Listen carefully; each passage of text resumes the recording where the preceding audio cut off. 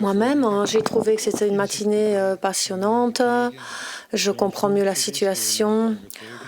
Tout ça a été soutenu par des témoins. Je me suis laissé inspirer, ce qui était d'ailleurs le but de cette matinée. J'espère que ce sera tout aussi passionnant pour vous. Je me suis donc laissé inspirer en tant que responsable du SPF Sécurité sociale et je pense qu'avec André, nous devons voir comment nous pouvons poursuivre avec nos collègues médicaux, paramédicaux, nos assistants sociaux, nos gestionnaires de dossiers. Il faut que nous vérifions avec tout le monde comment nous pouvons sortir d'un modèle purement médical à un modèle pluridisciplinaire. Et en première ligne, de voir comment nous pouvons faire ensemble que les personnes en situation de handicap ne soient pas découragées de faire usage de leurs droits. Et quand je parle de première ligne, je parle aussi de nos partenaires des CPAS, des mutuelles, qui sont pour nous aussi la première ligne. Et il faut que nous voyions aussi comment nous pouvons être le plus efficaces possible au niveau de nos processus, comment nous pouvons nous organiser tout en tenant compte des spécificités de tout citoyen, de toute personne en situation de handicap.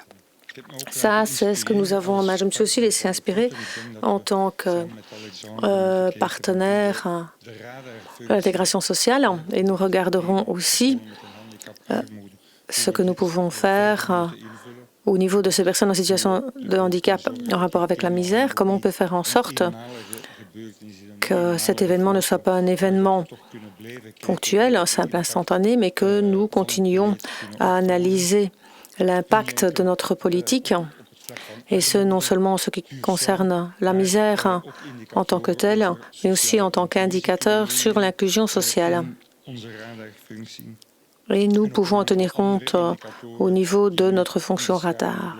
Également, les autres indicateurs que Koen a mentionnés, les formes d'habitation collective, etc., comme on peut expliquer le fait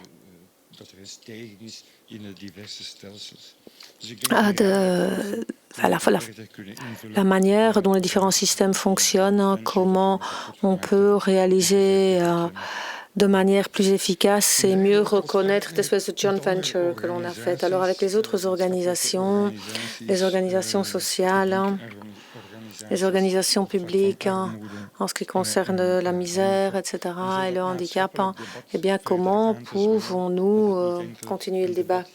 Que cela ne se limite pas à un débat ici, limité à ce qui se passe ici au passage 44, mais que cela s'étende à toute la société.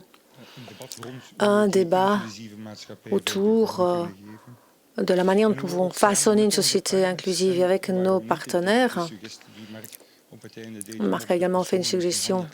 Donc également, il est important effectivement d'impliquer les personnes avec un handicap. Ça me paraît une excellente idée. Comment nous pouvons aboutir à une proposition politique cohérente et qui arrivera à réduire le risque de misère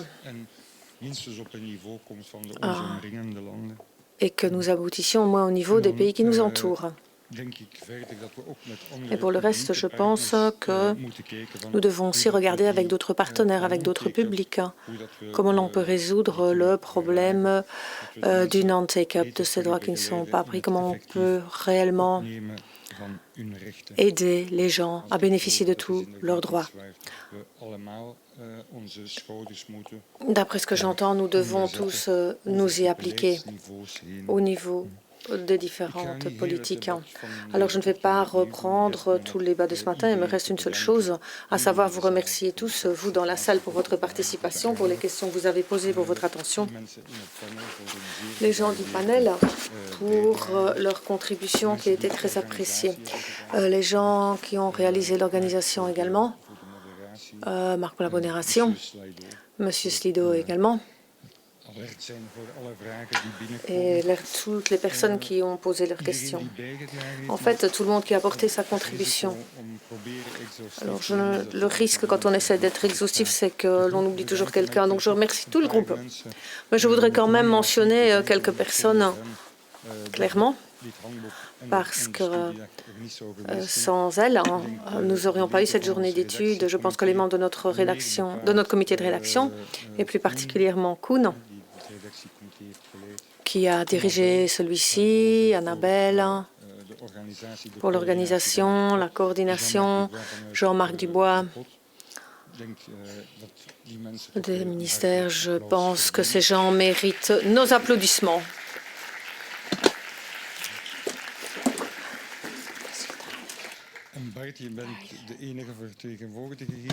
Voilà, et il n'y a qu'un seul représentant du niveau politique, à mon avis, mais il est également important de remercier le niveau politique, donc non seulement la ministre Meul, mais également les anciens ministres qui ont également pris l'initiative et qui nous ont fait la demande de faire ce livre thématique. Et donc, on ne doit pas non plus oublier cet intérêt du niveau politique.